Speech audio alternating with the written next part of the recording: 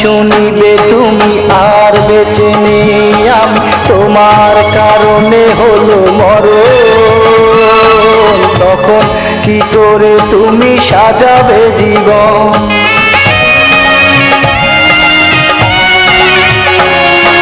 যখন শুনিবে তুমি আর বেঁচে নেই আমি, তোমার কারণে হলো মরণ, তখন কি করে তুমি সাজাবে জীবন?